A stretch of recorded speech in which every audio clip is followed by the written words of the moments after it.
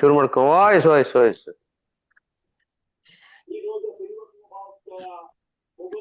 ಶ್ರೀ ಗುರುಭ್ಯೋ ನಮಃ. ಹರಿ ಓಂ. ನಾರಾಯಣಾಯ ಪರಿಪೂರ್ಣ ಗುಣಾರ್ಣವಾಯ ವಿಶ್ವೋದಯ ಸ್ಥಿತಿಲಯೋನ್ನಿಯತಿಪ್ರದಾಯ ಜ್ಞಾನಪ್ರದಾಯ ವಿಬುಧಾಸುರ ಸೌಖ್ಯ ದುಃಖ ಸತ್ಕಾರಣಾಯ ವಿತತಾಯ ನಮೋ ನಮಸ್ತೆ. ಅಶೇಷ ವಾಗ್ಜಾಡ್ಯಮಲಾಪಹಂತ್ರಿ ನವಂ ನವಂ ಸ್ಪಷ್ಟ ಸುವಾಕ್ಪ್ರದಾಯಿನಿ ಮಮೀಹ ಜಿಹ್ವಾಗ್ರಸುರಂಗ ನರ್ತಕೀ ಭವ ಪ್ರಸನ್ನಾ ವದನೇ ಚ ಮೇ ಶ್ರೀಃ. ಅಭ್ರಮಂ ಭಂಗರಹಿತಂ ಅಜಡಂ ವಿಮಲಂ ಸದಾ ಆನಂದತೀರ್ಥಮತುಲಂ ಭಜೆ ತಾಪತ್ರಯಾಪಹಂ. ಯಸ್ಯ ವಾಕ್ಕಾಮಧೇನುರ್ನಃ ಕಾಮಿತಾರ್ಥಾನ್ ಪ್ರಯಚ್ಛತಿ ಸೇವೆ ತಂ ಜಯ ಯೋಗೀಂದ್ರಂ ಕಾಮಬಾಣಚ್ಛಿದಂ ಸದಾ. ಪೂಜ್ಯಾಯ ರಾಘವೇಂದ್ರಾಯ ಸತ್ಯಧರ್ಮರತಾಯ ಚ ಭಜತಾಂ ಕಲ್ಪವೃಕ್ಷಾಯ ನಮತಾಂ ಕಾಮಧೇನವೇ. ಸತ್ಯಾಭಿಘ್ನಕರಾಬ್ಜೋತ್ಥಾನ್ ಪಂಚಾಶದ್ವರ್ಷಾನ್ ಸತ್ಯಪ್ರಮೋದತೀರ್ಥಾರ್ಯಾನ್ ನೌಮಿನ್ಯಾಯ ಸುಧಾರತಾನ್. ಆಪಾದಮೌಲಿಪರ್ಯಂತಂ ಗುರುಣಾಂ ಆಕೃತಿಂ ಸ್ಮರೇತ್ ತೇನ ವಿಘ್ನಾಃ ಪ್ರಣಶ್ಯಂತಿ ಸಿದ್ಧ್ಯಂತಿ ಚ ಮನೋರಥಾಃ. ಶ್ರೀ ಗುರುಭ್ಯೋ ನಮಃ. ಹರಿ ಓಂ. ಶ್ರೀಮನ್ ಮಹಾಭಾರತ ತಾತ್ಪರ್ಯ ನಿರ್ಣಯದ 2ನೇ ಅಧ್ಯಾಯ, ಭಾರತ ವಾಕ್ಯೋದ್ಧಾರ. ಈ ಅಧ್ಯಾಯದಲ್ಲಿ ಶ್ರೀಮದಾಚಾರ್ಯರು ಬಳಿತ್ಥ ಸೂಕ್ತವನ್ನ ಉದಾಹರಣೆಯನ್ನಾಗಿ ಕೊಡ್ತಾ ಇದ್ದದ್ದು ವಾಯುದೇವರ 3 ಅವತಾರಗಳು ಹನುಮ ಭೀಮ ಮಧ್ವ ಅಂತ ಈ ರೀತಿಯಾಗಿ ವೇದವೇ ತಿಳಿಸಿಕೊಟ್ಟಿದೆ ಅಂತ ಆ ಬಳಿತ್ಥ ಸೂಕ್ತವನ್ನ ಪ್ರಮಾಣ ಕೊಟ್ಟು, ಮೊದಲು 2 ಮಂತ್ರಗಳಿಂದ, ಮೊದಲನೇ ಮಂತ್ರದಿಂದ ಹನುಮಂತ ದೇವರು ವಾಯುದೇವರ ಅವತಾರರು ಎಂಬುವಂತಹ ವಿಚಾರವನ್ನ ತಿಳಿಸೋದಷ್ಟೇ ಅಲ್ಲ, ಯಾವ ಕಾರ್ಯಕ್ಕಾಗಿ ಆ ಅವತಾರ ಮಾಡಿದ್ದು, ಸ್ವಲ್ಪ ಆ ಅವತಾರದ ವಿಚಾರವನ್ನು ತಿಳಿಸಿಕೊಟ್ಟದ್ದು. 2ನೇ ಮಂತ್ರದಲ್ಲಿ ಮೊದಲು 2 ಪಾದಗಳಲ್ಲಿ ಭೀಮಸೇನ ದೇವರ ಕಾರ್ಯಗಳನ್ನ ಸೂಚನೆ ಮಾಡ್ತಾ ಭೀಮಸೇನ ದೇವರು 2ನೇ ಅವತಾರ ಅಂತ ತಿಳಿಸಿದ್ದು. 3ನೇ ಅವತಾರ ಶ್ರೀಮದಾಚಾರ್ಯರು ಮಧ್ವಾಚಾರ್ಯರು ಅವರನ್ನು ಕೂಡ ಅವರ ಕಾರ್ಯವನ್ನ ತಿಳಿಸಿ ಆ 3ನೇ ಅವತಾರವನ್ನ ತಿಳಿಸಿಕೊಟ್ಟದ್ದು. ಇಷ್ಟು 3 ಅವತಾರಗಳನ್ನ ಮೊದಲು 2 ಮಂತ್ರಗಳಲ್ಲಿ ತಿಳಿಸಿ, ಈಗ ಮುಂದಿನ 3ನೇ ಮಂತ್ರ ಆಗಬೇಕು.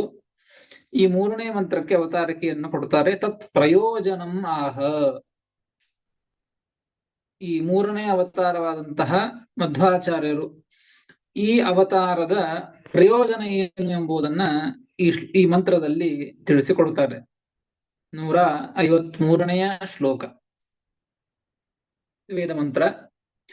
ನಿರ್ಯದೀಂ ಬುಧ್ನಾನ್ ಮಹಿಷಸ್ಯ ವರ್ಪಸ ಈಶಾನಾಸಶವಸಾ ಕ್ರಂತ ಸೂರಯಃ ಯದೀಮನು ಪ್ರದಿವೋ ಮಧ್ವ ಆಧವೇ ಗುಹಾಸಂತಂ ಮಾತರಿಶ್ವಾ ಮಥಾಯತಿ. ನಿರ್ಯದೀಂ ಬುಧ್ನಾನ್ ಮಹಿಷಸ್ಯ ವರ್ಪಸ ಈಶಾನಾಸಶವಸಾ ಕ್ರಂತ ಸೂರಯಃ ಯದೀಮನು ಪ್ರದಿವೋ ಮಧ್ವ ಆಧವೇ ಗುಹಾಸಂತಂ ಮಾತರಿಶ್ವಾ ಮಥಾಯತಿ ಎಂಬುದಾಗಿ 153ನೆಯ ಶ್ಲೋಕ, ಬಳಿತ್ಥ ಸೂಕ್ತದ 3ನೇ ಮಂತ್ರ. ಪದ ವಿಭಾಗ ನೀಂ ಅಂತ ಇದೆ, ನಿಹಿ ಯದೀಂ ಅಂತ ಮಾಡಿಕೊಳ್ಳಬೇಕಲ್ಲಿ. ನಿಹಿ ಯದೀಂ, ನಿರ್ಯದೀಂ ಎಂಬುವಲ್ಲಿ ಮುಂದೆ ಯದೀಂ ಅಂತ ಬೇರೆ ಶಬ್ದ ಇದೆ. ಇಲ್ಲಿ ಮಾತ್ರ ನಿಹಿ ಯತ್ ಈಂ ಎಂಬುದಾಗಿ ಈ ಪದದಲ್ಲಿ 3 ಶಬ್ದಗಳು ಸೇರಿಕೊಂಡಿವೆ. ಮುಂದೊಂದು ಬರ್ತದೆ ಯದೀಮ್ ಅಂತಿದೆ, ಅದು ಯದೀಮ್ ಅಂತ ಶಬ್ದ ಆಗ್ತದೆ. ಇಲ್ಲಿ ಮಾತ್ರ ನಿಹಿ ಯತ್ ಈಂ ಎಂಬುದಾಗಿ ಪದ ವಿಭಾಗ. ಬುಧ್ನಾತ್ ಮಹಿಷಸ್ಯ ವರ್ಪಸಃ ಈಶಾನಾಸಃ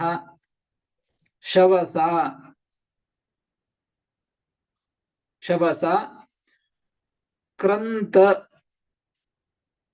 ಎಂಬುದಾಗಿ ಪದಚ್ಛೇದ. ಸೂರಯ ಮುಂದೆ ಯದೀಂ ಅಂತ ಅಲ್ಲಿ ಪದಚ್ಛೇದ ಮಾಡಿಕೊಳ್ಳಬೇಕು. ಯದೀಂ ಅನು ಪ್ರದೀವಃ ಮಧ್ವಃ ಆಧವೆ ಗುಹಾಸಂತಂ ಮಾತರಿಶ್ವ ಮಥಾಯತಿ ಎಂಬುದಾಗಿ ಈ 3ನೇ ಮಂತ್ರದ ಪದ ವಿಭಾಗ.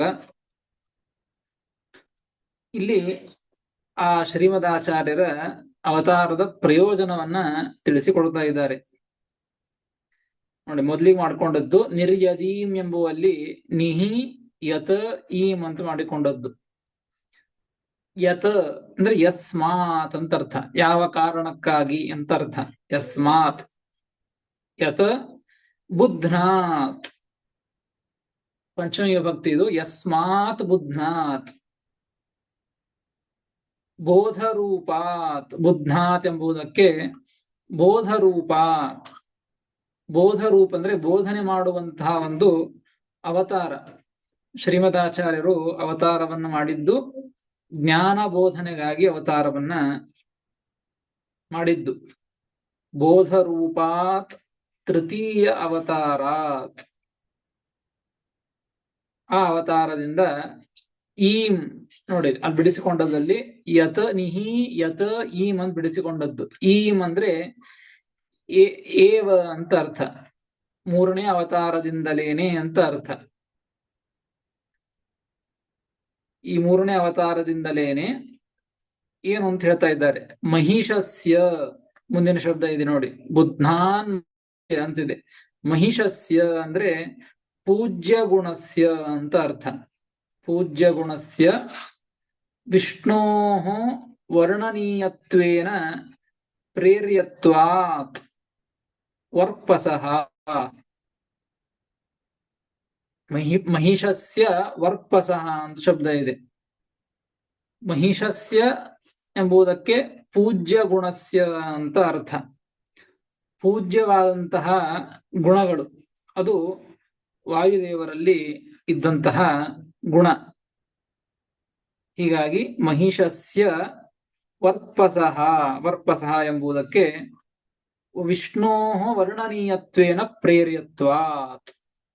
ಭಗವಂತನನ್ನ ವರ್ಣನೆ ಮಾಡಬೇಕು, ಭಗವಂತನ ಗುಣವನ್ನ ಭಗವಂತನನ್ನ ತಿಳಿಸಿಕೊಡಬೇಕು ಅಂತನ್ನೋ ಸಲುವಾಗಿಯೇ ಭಗವಂತನಿಂದಲೇನೆ ಪ್ರೇರಿತವಾದಂತಹದ್ದು ಯಾವುದು ಈ 3 ಅವತಾರಗಳು. ಅದರೊಳಗೆ 3ನೇ ಅವತಾರವು ಕೂಡ ಅದೇ ರೀತಿಯಾಗಿ ಭಗವಂತನೇ ಆಜ್ಞೆ ಮಾಡಿ ಕಳಿಸಿದ್ದು. ಎದಕ್ಕೆ ಕಳಿಸಿದ್ದು ಅಂದ್ರೆ ಭಗವಂತನ ಗುಣಗಳನ್ನ ಬೋಧನೆ ಮಾಡುವ ಸಲುವಾಗಿಯೇ, ಅಂತಹ ಕಾರ್ಯವನ್ನ ಮಾಡುವ ಸಲುವಾಗಿಯೇ ಭಗವಂತನಿಂದ ಪ್ರೇರ್ಯತ್ವಾತ್. ಭಗವಂತನಿಂದ ಪ್ರೇರ್ಯವಾದಂತಹ ರೂಪ. ತನ್ನಾಮಕಾನ್ ಜ್ಞಾನಬಲಾದೀನ್ ಗುಣಾನ್. ಅಂತಹ ವಾಯುದೇವರಿಂದ ಸೂರಯಃ ಜ್ಞಾನಿನಃ ಅಂತ ಅರ್ಥ. ತನ್ನಾಮಕಾನ್ ಜ್ಞಾನ ಬಲಾದೀನ್ ಗುಣಾನ್. ನೋಡಿ, ಆ ವಾಯುದೇವರು ಮಾಡುವಂತಹ ಕಾರ್ಯ ಅಂದ್ರೆ ಒಂದು ಜ್ಞಾನವನ್ನ ಬೋಧನೆ ಮಾಡೋದು. ತಮ್ಮ ಬಲವನ್ನು ತೋರಿಸಿಕೊಟ್ಟಿದ್ದಾರೆ ತಮ್ಮ ಅವತಾರದ ಕಾರ್ಯದಲ್ಲಿ. ಆ ಎಲ್ಲ ಗುಣಗಳನ್ನ ತಾವು ಹೊಂದಿದ್ದಾರೆ. ಅದೇ ರೀತಿಯಾಗಿ ಅನೇಕರಿಗೆ, ಯಾರಿಗೆ ಜ್ಞಾನ ಇಲ್ಲವೋ, ಜ್ಞಾನ ಬಲ ಇಲ್ಲವೋ ಅಂತಹದ್ದನ್ನ ವಾಯುದೇವರು ಅನುಗ್ರಹ ಮಾಡಲಿಕ್ಕೆ ಅವತಾರವನ್ನ ಮಾಡಿದ್ದು. ಹೀಗಾಗಿ ಸೂರಯಃ ಜ್ಞಾನಿನಃ ಈಶಾನಾಸಃ. ಸೂರಯಃ ಅಂತ ಶಬ್ದ ಇದೆ, ಕೊನೆ ಶಬ್ದ ಇದೆ. ಸೂರಯಃ ಈಶಾನಾಸಃ ಜ್ಞಾನಿಗಳಾದಂತಹ ಈಶಾನಾಸಃ ರುದ್ರಾದ್ಯಾಹ ಮನುಷ್ಯೋತ್ತಮ ಪರ್ಯಂತಾಹ, ರುದ್ರದೇವರನ್ನ ಹಿಡಿದುಕೊಂಡು ಮನುಷ್ಯೋತ್ತಮರವರೆಗೆ ಇವರೆಲ್ಲರಿಗೂ ಕೂಡ ಜ್ಞಾನವನ್ನ ಬೋಧನೆ ಮಾಡಬೇಕಾಗಿದೆ. ನೋಡಿ ಏನ್ ಅರ್ಥ ಆಯ್ತು? ಜ್ಞಾನವನ್ನ ಎಲ್ಲರೂ ಕೂಡ ಶವಸ ಸುಖೇನ, ಶವಸ ಅಂತ ಶಬ್ದ ಇದೆ, ಶವಸ ಎಂಬುದಕ್ಕೆ ಸುಖವಾಗಿ ಅಂತ ಅರ್ಥ. ಸುಖವಾಗಿ ನಿಹಿ ನಿತರಾಂ ಕ್ರಂತ ಆಕ್ರಮಿತವಂತಹ ಜ್ಞಾತವಂತಹ, ಅಂದ್ರೆ ಸುಖವಾಗಿ ಇವರೆಲ್ಲರೂ ಕೂಡ ಆ ಜ್ಞಾನ ಬಲಾದಿ ಗುಣಗಳನ್ನ ತಿಳಿದುಕೊಂಡಿದ್ದಾರೆ. ಯಾರಿಂದ ತಿಳಿದುಕೊಂಡಿದ್ದಾರೆ ಅಂದ್ರೆ ಬುದ್ಧನಾಥ್, ಯತ್ ಬುದ್ಧನಾಥ್ ಅಂತ ಹೇಳಿದ್ದು. ಯಾವ ಬೋಧರೂಪವಾದಂತಹ ಮೂರನೆಯ ಅವತಾರ ಇದೆಯೋ ಅಂತಹ ಅವತಾರವಾದಂತಹ ವಾಯುದೇವರಿಂದಾಗಿ, ಆ ಅವತಾರ ಎಂತಹದ್ದು ಅಂದ್ರೆ ಪೂಜ್ಯ ಗುಣಸ್ಯ ವಿಷ್ಣೋ ವರ್ಣನೀಯತ್ವೇನ ಪ್ರೇರ್ಯತ್ವಾತ್, ಪೂಜ್ಯ ಗುಣವಾದಂತಹ ವ್ಯಕ್ತಿಗಳು, ಅಂತಹ ವ್ಯಕ್ತಿಗಳು ಭಗವಂತನ ಆ ಮಹಿಮೆಯನ್ನ, ಭಗವಂತನ ತತ್ವವನ್ನ, ಭಗವಂತನನ್ನ ವರ್ಣನೆ ಮಾಡಬೇಕು ಅನ್ನುವ ಸಲುವಾಗಿಯೇನೆ ಪ್ರೇರೇಪಿತವಾದದ್ದು, ಪ್ರೇರಿಸಲ್ಪಟ್ಟಂತ, ಭಗವಂತನಿಂದಲೇ ಪ್ರೇರಿಸಲ್ಪಟ್ಟಂತಹ ಆ ಒಂದು ವಾಯುದೇವರ ರೂಪದಿಂದ, ಅವತಾರದಿಂದ ಜ್ಞಾನಿಗಳು ಅಂದ್ರೆ ಯಾರು ಅಂದ್ರೆ ರುದ್ರದೇವರಿಂದ ಹಿಡಿದುಕೊಂಡು ಮನುಷ್ಯೋತ್ತಮರವರೆಗೆ ಎಲ್ಲರೂ ಕೂಡ ಅವರ ಮುಖಾಂತರವಾಗಿ, ವಾಯುದೇವರ ಮುಖಾಂತರವಾಗಿ ಅಂದ್ರೆ ವಾಯುದೇವರ ಮೂರನೆಯ ಅವತಾರ, ಆ ಮೂರನೆಯ ಅವತಾರವಾದಂತಹ ವಾಯುದೇವರಿಂದಾಗಿ ಶವಸ ಸುಖೇನ, ಸುಖವಾಗಿ ತಿಳಿದುಕೊಳ್ಳಬೇಕಾಗಿದೆ. ಅನೇಕ ತತ್ವಗಳನ್ನ ಸುಖವಾಗಿ ತಿಳಿದುಕೊಳ್ಳಬೇಕು, ಕಷ್ಟಪಟ್ಟು ತಿಳಿದುಕೊಳ್ಳೋದಲ್ಲ, ಸುಖವಾಗಿ ಅನಾಯಾಸವಾಗಿ ತಿಳಿದುಕೊಳ್ಳಬೇಕು. ಅದು ಹೇಗೆ ತಿಳಿದುಕೊಳ್ಳೋದು ಅಂದ್ರೆ ಸ್ವಲ್ಪ ತಿಳಿದುಕೊಂಡು ಅನಾಯಾಸವಾಗಿ ತಿಳಿದುಕೊಳ್ಳೋದು ಅಂತ ಅರ್ಥ ಅಲ್ಲ. ಯೋಗ್ಯತಾನುಸಾರವಾಗಿ ಅವರೆಷ್ಟು ತಿಳಿದುಕೊಳ್ಳಬೇಕು, ರುದ್ರದೇವರೆಷ್ಟು ತಿಳಿದುಕೊಳ್ಳಬೇಕೋ ಅಷ್ಟು ತಿಳಿದುಕೊಳ್ಳಬೇಕು. ಮನುಷ್ಯೋತ್ತಮರವರೆಗೆ ಅವರವರ ಯೋಗ್ಯತಾನುಸಾರವಾಗಿ ಎಷ್ಟೆಷ್ಟು ತತ್ವಗಳನ್ನ ತಿಳಿದುಕೊಳ್ಳಬೇಕೋ ಅಷ್ಟೆಲ್ಲವನ್ನು ಕೂಡ ಸುಖವಾಗಿ ತಿಳಿದುಕೊಳ್ಳಬೇಕು. ಮತ್ತು ನಿಹಿ ಅಂತ ಶಬ್ದ ಇದೆ, ಮೊದಲಿಗೆ ಬಿಡಿಸ್ಕೊಂಡಿದ್ವಿ. ನಿರ್ಯದೀಂ ಅಂತಿದೆ, ನಿಹಿ ಯತ ಈಂ ಅಂತ ಬಿಡಿಸಿಕೊಂಡದ್ದು. ನಿಹಿ ಅಂತ ಆ ಶಬ್ದಕ್ಕೆ ಅರ್ಥ ಏನು ಅಂದ್ರೆ ನಿತರಾಮ್ ಅಂತ ಅರ್ಥ. ನಿತರಾಮ್ ಅಂದ್ರೆ ಚೆನ್ನಾಗಿ, ಸುಖವಾಗಿ ಮತ್ತು ಚೆನ್ನಾಗಿ. ಸುಖವಾಗಿ ಸುಮ್ಮನೆ ಏನೋ ಹೇಳು ಮುಂದಾಗ ತಿಳಿದುಕೊಳ್ಳುವಂತಹ ಪ್ರಸಂಗದಲ್ಲಿ ಸುಖವಾಗಿ ತಿಳಿದುಕೊಳ್ಳುವುದು ಅಂದ್ರೆ ಏನೋ ಲಕ್ಷ್ಯ ಕೊಡದೇನೆ ಕೇಳಿಸಿಕೊಂಡು ಆ ಸಂದರ್ಭದಲ್ಲಿ ತಿಳಿದುಕೊಳ್ಳಬಹುದು, ಇದು ಸುಖವಾಗಿ ತಿಳಿದುಕೊಳ್ಳಬಹುದು. ಅಷ್ಟೇ ಅಲ್ಲ, ನಿತರಾಮ್ ಚೆನ್ನಾಗಿ ತಿಳಿದುಕೊಳ್ಳುವುದು ಅಂದ್ರೆ ಮತ್ತೆ ಅದು ಮರೆಯಬಾರದು, ಆ ರೀತಿಯಾಗಿ ಚೆನ್ನಾಗಿ ತಿಳಿದುಕೊಳ್ಳುವುದು. ಹಾಗೆ ಕ್ರಂತ ಆಕ್ರಮಿತವಂತಹ ಜ್ಞಾತವಂತಹ, ಆ ವಾಯುದೇವರಿಂದ ಮೂರನೇ ಅವತಾರದಿಂದಾಗಿ ಎಲ್ಲ ಜ್ಞಾನಿಗಳು ಕೂಡ, ರುದ್ರದೇವರೇ ಮೊದಲಾದಂತಹ ಎಲ್ಲ ಜೀವರು ಕೂಡ ಆ ತತ್ವಗಳನ್ನ, ಭಗವಂತನ ಮಹಿಮೆಯನ್ನ ಇವರ ಮುಖಾಂತರವಾಗಿ ತಿಳಿದುಕೊಂಡಿದ್ದಾರೆ. ಇವರೆಲ್ಲರಿಗೂ ಜ್ಞಾನಲೋಪವಾಗಿತ್ತು. ಎಲ್ಲ ಕಡೆಗೂ ಕೂಡ ಅಜ್ಞಾನ, ಅನ್ಯ ಮತದ ಪ್ರಚಾರದಿಂದಾಗಿ ಅನೇಕ ರೀತಿ ಜ್ಞಾನ ಲೋಪವಾದಂತಹ ಪ್ರಸಂಗ. ಅಂತಹ ಪ್ರಸಂಗದೊಳಗೆ ಈ ವಾಯುದೇವರಿಂದಾಗಿ, ಮೂರನೇ ಅವತಾರದಿಂದಾಗಿ ಮತ್ತೆ ಎಲ್ಲವನ್ನೂ ಕೂಡ ಚೆನ್ನಾಗಿ ತಿಳಿದುಕೊಂಡ್ರು.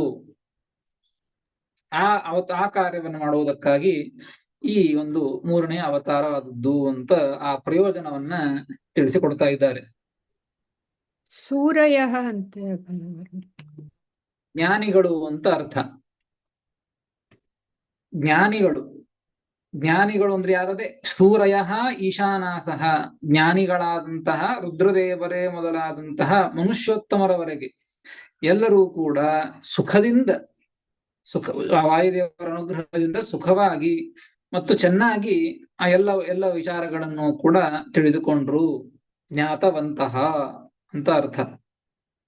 ಇಷ್ಟು ಮೊದಲು ಎರಡು ಪಾದಗಳಿಗೆ ಅರ್ಥ. ನಿರ್ಯದೀಂ ಬುದ್ಧಾನ್ಮಹಿಷಸ್ಯ ವರ್ಪ ಸ ಈಶಾನಾಥ ಶವ ಸ ಕ್ರಂತ ಸೂರಯಾಹ ಎಂಬುದಾಗಿ ಅರ್ಥವನ್ನ ತಿಳಿಸಿಕೊಟ್ಟಿದ್ದಾರೆ. ಇಲ್ಲಿ ಮತ್ತೆ ಸ್ವಲ್ಪ ಇದೇ ವಿಚಾರವನ್ನೇ ಸ್ವಲ್ಪ ಮತ್ತೆ ಬೇರೆ ಬೇರೆ ರೀತಿಯಿಂದ ತಿಳಿಸ್ತಾರೆ. ಬುದ್ಧಾತ್ ಜ್ಞಾನೋಪದೇಶೆ ಮೂಲಭೂತಾತ್ ಆಚಾರ್ಯಾದ್ವಾ. ಬುದ್ಧಾತ್ ಎಂಬುದಕ್ಕೆ ಮೊದಲಿಗೆ ತಿಳಿಸಿಕೊಟ್ಟದ್ದು ಬೋಧರೂಪಾತ್ ತೃತೀಯ ಅವತಾರಾತ್. ಬೋಧರೂಪವಾದಂತಹ ಜ್ಞಾನವನ್ನ ಬೋಧನೆ ಮಾಡಲಿಕ್ಕೆ ಹಾಗೆ ಅಂತೇಳಿ ಅವತಾರ ಮಾಡಿದಂತಹ ಮೂರನೇ ಅವತಾರದಿಂದ ತಿಳಿದುಕೊಂಡ್ರು ಅಂತ ಹೇಳಿದರು ಮೊದಲೆರಡು ಪಾದಗಳಲ್ಲಿ. ಅಥವಾ ಬುದ್ಧಾತ್ ಎಂಬುದಕ್ಕೆ ಮತ್ತೊಂದು ಅರ್ಥವನ್ನ ಹೇಳ್ತಾರೆ. ಜ್ಞಾನೋಪದೇಶೆ ಮೂಲಭೂತಾತ್ ಆಚಾರ್ಯಾದ್ವಾ. ಬುದ್ಧಾತ್ ಶಬ್ದಕ್ಕೆ ಅರ್ಥ ಜ್ಞಾನೋಪದೇಶವನ್ನ ಮಾಡೋದ್ರೊಳಗೆ ಬಹಳ ಜನ ಇದ್ದಾರೆ. ಜ್ಞಾನೋಪದೇಶವನ್ನು ಮಾಡೋದ್ರೊಳಗೆ ಶ್ರೀಮದಾಚಾರ್ಯರು ಅವರ ಪರಂಪರೆಯಲ್ಲಿ ಅನೇಕ ಮಹಾನುಭಾವರು ಬಂದಿದ್ದಾರೆ. ಅನೇಕ ಶಿಷ್ಯ ಪರಂಪರೆ, ಈಗಲೂ ಕೂಡ ಶಿಷ್ಯ ಪರಂಪರೆ, ಅವರ ಶಿಷ್ಯರೆಲ್ಲರೂ ಕೂಡ ನಾವೆಲ್ಲರೂ ಕೂಡ ಅದೇ ಒಂದು ಬೋಧ ಪರಂಪರೆಯನ್ನೇ ನಡೆಸಿಕೊಂಡು ಹೋಗ್ತಾ ಇದ್ದದ್ದು. ಬುದ್ಧಾತ್ ಎಂಬುದಕ್ಕೆ ಅರ್ಥ ಏನು ಅಂದ್ರೆ ಜ್ಞಾನೋಪದೇಶೆ ಮೂಲಭೂತಾದ ಆಚಾರ್ಯಾದ್ವಾ. ಜ್ಞಾನೋಪದೇಶವನ್ನ ಮಾಡೋದ್ರೊಳಗೆ ಮೂಲಭೂತರಾದಂಥವರು, ಮೂಲ ಪುರುಷರು, ಈ ನಮ್ಮ ಮತಕ್ಕೆ ಮೂಲ ಪುರುಷರು ಆಚಾರ್ಯರು ಅಂದ್ರೆ ಶ್ರೀಮದಾಚಾರ್ಯರು, ಅವರಿಂದ ಮೂಲಭೂತ. ಆ ಬುದ್ಧಾತ್ ಶಬ್ದಕ್ಕೆ ಅರ್ಥ ಮೂಲಭೂತರಾದಂತಹ ಆಚಾರ್ಯರಿಂದ, ಶ್ರೀಮದಾಚಾರ್ಯರು ಅಂತ ಅರ್ಥ. ಆಚಾರ್ಯರಿಂದ ಸುಖವಾಗಿ ಜ್ಞಾನಿಗಳು ರುದ್ರಾದಿ ಎಲ್ಲ ಮನುಷ್ಯೋತ್ತಮರವರೆಗೂ ಕೂಡ ಸುಖವಾಗಿ ಮತ್ತು ಚೆನ್ನಾಗಿ ಅದನ್ನ ತಿಳಿದುಕೊಂಡ್ರು ಅಂತ ಒಂದು ಅರ್ಥ. ಬುದ್ಧಾತ್ ಶಬ್ದಕ್ಕೆ ಮತ್ತೊಂದು ಅರ್ಥ ಹೇಳ್ತಾರೆ. ಯದ್ವಾ ಬುದ್ಧಾತ್ ಮೂಲಭೂತ ಪ್ರಮಾಣಾತ್ ಬ್ರಹ್ಮಸೂತ್ರ ಭಾಷ್ಯಾದಿತಿ. ಮೂಲಭೂತ ಅಂತ ಅರ್ಥ ಶಬ್ದಕ್ಕೆ, ಬುದ್ಧಾತ್ ಎಂಬುದಕ್ಕೆ ಮೂಲಭೂತ ಅಂತ ಅರ್ಥ ಇದ್ದದ್ದಕ್ಕೆ ಮೂಲಭೂತರಾದವರು ಆಚಾರ್ಯರು ಅವರಿಂದ ತಿಳಿದುಕೊಂಡ್ರು ಅಂತ ಅರ್ಥ.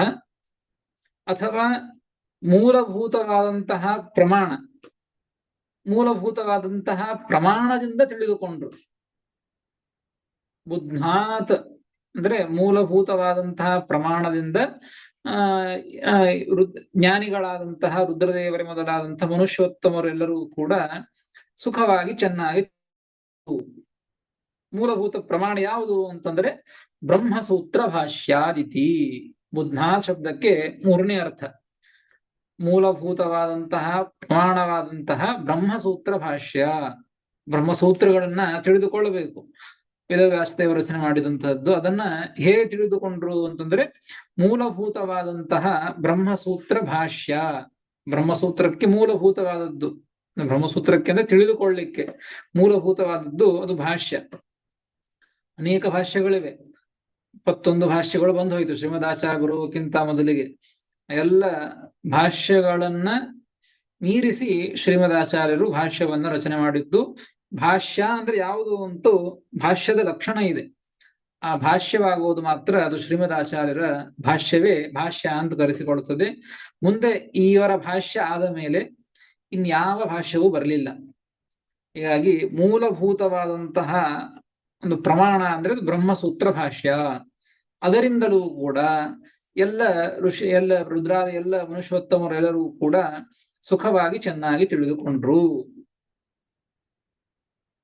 ಒಟ್ಟು ಮೂರನೇ ಅರ್ಥ ಆಯ್ತು ಇದು. ಒಂದನೇದ್ದು ಮೂರನೇ ಜ್ಞಾನ ಬೋಧ ರೂಪವಾದಂತಹ ಮೂರನೇ ಅವತಾರದಿಂದ ತಿಳಿದುಕೊಂಡ್ರು ಅಂತ ಒಂದನೇ ಅರ್ಥ. ಎರಡನೇ ಅರ್ಥ ಮೂಲಭೂತವಾದಂತಹ ಆಚಾರ್ಯರಿಂದ ಅಂತ ಅರ್ಥವನ್ನ ತಿಳಿಸಿಕೊಟ್ರು. ಮೂರನೇ ಅರ್ಥ ಬುದ್ಧಾತ್ ಎಂಬುದಕ್ಕೆ ಮೂಲಭೂತವಾದಂತಹ ಪ್ರಮಾಣ ಬ್ರಹ್ಮಸೂತ್ರ ಭಾಷ್ಯದಿಂದ ತಿಳಿದುಕೊಂಡ್ರು ಅಂತ ಅರ್ಥ. ಅಥವಾ ಮತ್ತೊಂದು ಅರ್ಥವನ್ನು ಹೇಳ್ತಾರೆ ಬುದ್ಧಾತ್ ಎಂಬ ಶಬ್ದಕ್ಕೆ ಮೂಲ ರೂಪ ನಾರಾಯಣ ಪ್ರಸಾದಾತ್. ನೋಡ್ರಿ, ಮೂಲ ಶಬ್ದ ಮೂಲಭೂತ ಅಂತ ಅರ್ಥದಕ್ಕೆ. ಹೀಗಾಗಿ ಮೂಲ ರೂಪ ನಾರಾಯಣ ಪ್ರಸಾದಾತ್ ಹೇಗೆ ತಿಳಿದುಕೊಂಡ್ರು? ಎಲ್ಲರಿಗೂ ಜ್ಞಾನ ರೂಪವಾಗಿತ್ತು.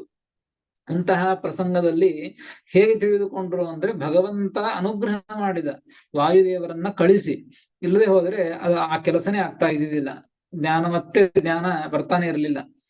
ಅದಕ್ಕಾಗಿ ಮೂಲ ರೂಪ ನಾರಾಯಣ ಪ್ರಸಾದ, ಮೂಲ ರೂಪರಾದಂತಹ ಏನು ಭಗವಂತ ಆ ನಾರಾಯಣ ಇದ್ದಾನೋ ಆ ನಾರಾಯಣನ ಪ್ರಸಾದ ಅನುಗ್ರಹದಿಂದ ಈ ಒಂದು ಎಲ್ಲ ರುದ್ರಾದಿ ಎಲ್ಲ ದೇವತೆಗಳು ಕೂಡ ಜ್ಞಾನಿ ಮನುಷ್ಯೋತ್ತಮರೆಲ್ಲರೂ ಕೂಡ ಸುಖವಾಗಿ ಚೆನ್ನಾಗಿ ತತ್ವವನ್ನ ತಿಳಿದುಕೊಂಡ್ರು, ಜ್ಞಾನವನ್ನು ಪಡೆದುಕೊಂಡ್ರು.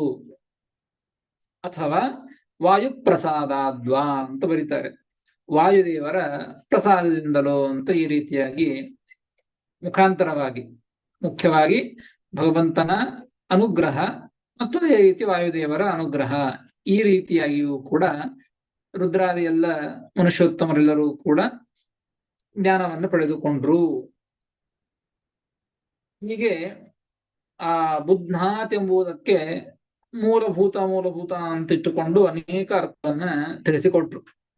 ಅದಕ್ಕೆ ಟಿಪ್ಪಣಿಕಾರರು ಇದಕ್ಕೆ ಮೂಲಭೂತ ಅಂತ ಬುದ್ಧಾತ್ ಶಬ್ದಕ್ಕೆ ಎಲ್ಲಿ ಅರ್ಥ ಇದೆ ಅಂತ ಕೇಳಿದರೆ ಅದಕ್ಕೆ ಒಂದು ವಚನವನ್ನು ಕೊಡ್ತಾರೆ. ಮೂಲಂ ಬುದ್ಧೋಂಗ್ರಿ ನಾಮಕಃ ಇತ್ಯಭಿಧಾನಿ, ಒಂದು ಕೋಶ, ಮೂಲಂ ಬುದ್ಧೋಂಗ್ರಿ ನಾಮಕಃ ಅಂತ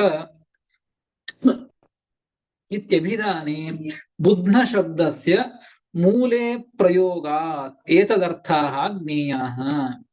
ಬುದ್ಧ ಶಬ್ದಕ್ಕೆ ಮೂಲ ಅಂತ ಅರ್ಥ ಇದೆ.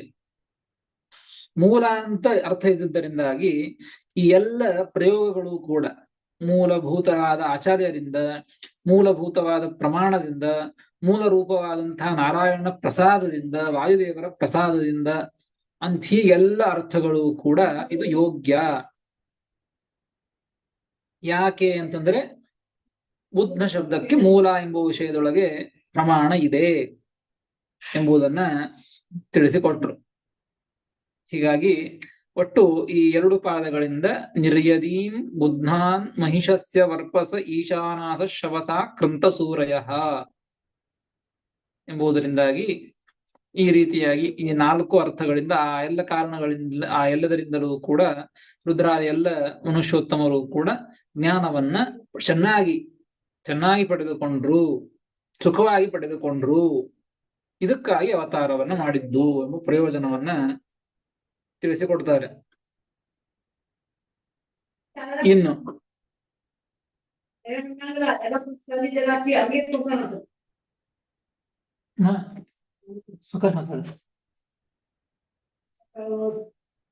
ಇನ್ನು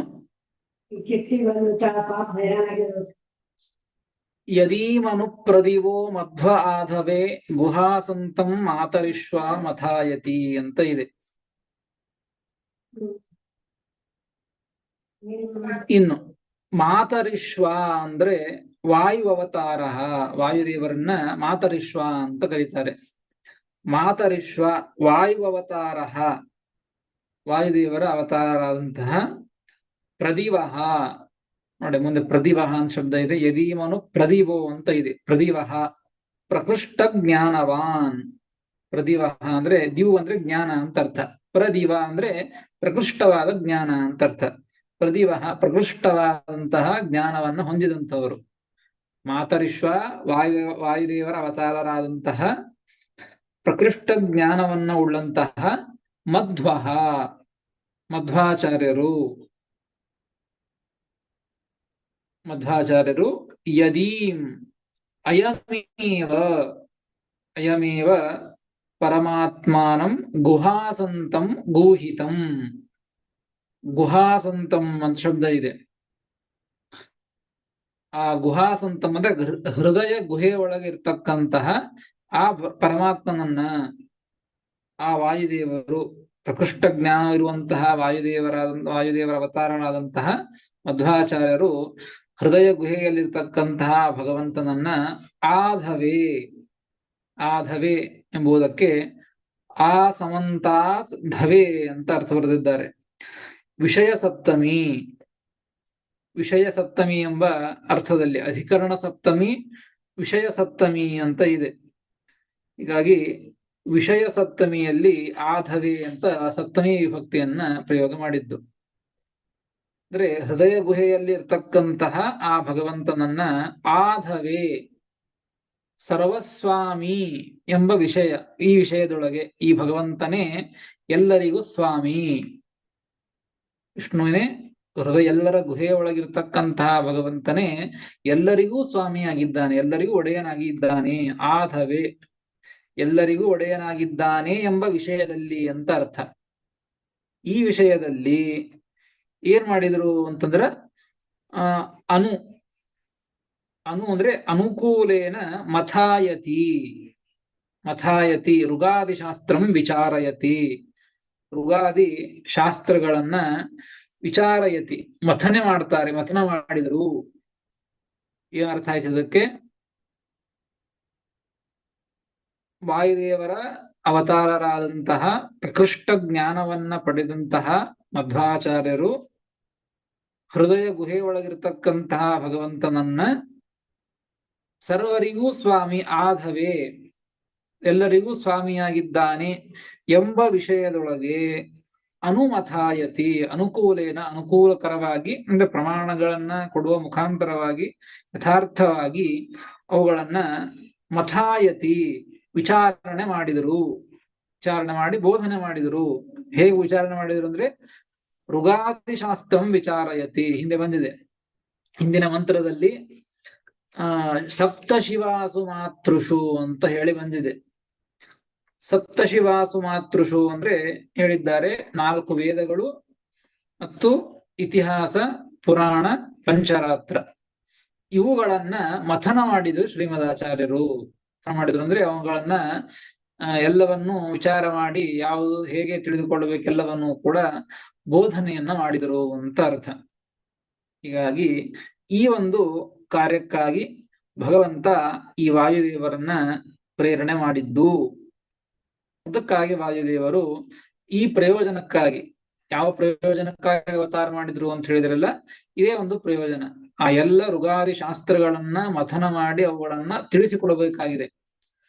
ಎಲ್ಲರೂ ಜ್ಞಾನವನ್ನ ಕಳೆದುಕೊಂಡು ಇದ್ದಂತಹ ಪ್ರಸಂಗದಲ್ಲಿ ಮತ್ತೆ ಎಲ್ಲರಿಗೂ ಜ್ಞಾನ ಬರುವಂತೆ, ಎಲ್ಲರೂ ಮತ್ತೆ ಭಗವಂತನನ್ನ ಸರಿಯಾಗಿ ತಿಳಿದುಕೊಳ್ಳುವಂತೆ, ಅದಕ್ಕಾಗಿ ಆ ಶ್ರೀಮದಾಚಾರ್ಯರು ವಾಯುದೇವರು ಮಧ್ವಾಚಾರ್ಯರಾಗಿ ಅವತಾರವನ್ನು ಮಾಡಿ ಎಲ್ಲ ಋಗಾದಿ ಶಾಸ್ತ್ರಗಳನ್ನು ಕೂಡ ಮಥನ ಮಾಡಿದರು ಅಂತ ಈ ಪ್ರಯೋಜನವನ್ನ ಈ ಮಂತ್ರದಿಂದ ತಿಳಿಸಿಕೊಡ್ತಾ ಇದ್ದಾರೆ. ಇದೇ ರೀತಿಯಾಗಿ ಮತ್ತೆ ಮುಂದಿನ ಮಂತ್ರದಲ್ಲಿ ಇನ್ನೂ 2 ಮಂತ್ರ ಇದೆ. ವಳಿತ್ಥ ಸೂಕ್ತದಲ್ಲಿ ಒಟ್ಟು 5 ಮಂತ್ರಗಳು. ಈ 3 ಮಂತ್ರಗಳಲ್ಲಿ 3ನೇ ಮಂತ್ರದಿಂದ ಆ ಪ್ರಯೋಜನವನ್ನ ತಿಳಿಸಿ ಮತ್ತೆ ಯಾವ ಕಾರಣಕ್ಕಾಗಿ ಅವತಾರವನ್ನು ಮಾಡಿದ್ದು ಏನು ಎಂಬುದನ್ನ ಮುಂದಿನ 2 ಮಂತ್ರಗಳಲ್ಲಿ ತಿಳಿಸಿಕೊಟ್ಟಿದ್ದಾರೆ. ಅದನ್ನು ಮತ್ತೆ ಮುಂದೆ ತಿಳಿದುಕೊಳ್ಳೋಣ ಅಂತ ಹೇಳ್ತೇನೆ. ಶ್ರೀಕೃಷ್ಣಾರ್ಪಣಮಸ್ತು. ಹರಯೇ ನಮಃ. ಶ್ರೀಕೃಷ್ಣಾರ್ಪಣಮಸ್ತು. ಹರಯೇ ನಮಃ. ಹರೇ ನಮಃ ಗುರುಗಳೇ.